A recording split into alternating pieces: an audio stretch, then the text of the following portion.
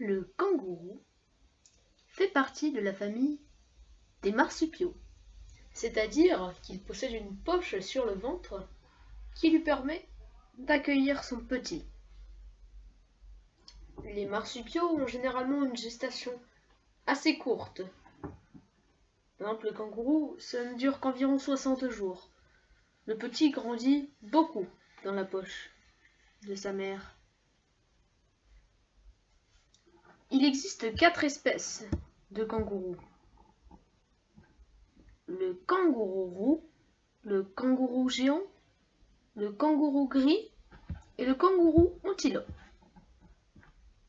Le mythe sur le kangourou, qui dit qu'il est très fort à la boxe, est vrai. Le kangourou manie très bien ses mains. Et il saute, il se déplace en sautant uniquement. Le kangourou fait partie de la sous-famille des macropodidés.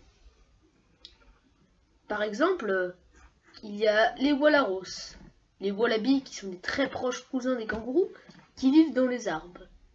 Les kangourous arboricoles qui sont, attention, différents des 4 autres espèces de kangourous. Les podolémons et le koga. Non, posez pas de questions.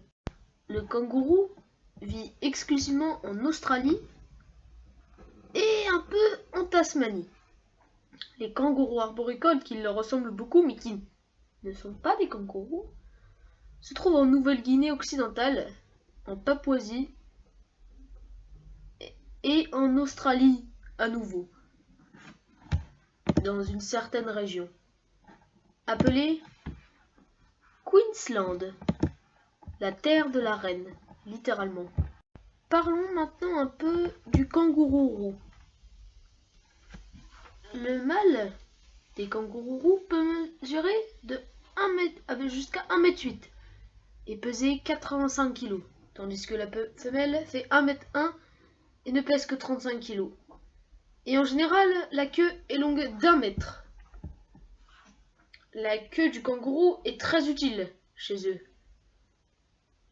Elle sert pour se battre, elle sert aussi de balancier, et elle sert même à utiliser une technique de crawl walking, qui signifie la marche rampante en anglais, qui consiste à ramper avec sa queue.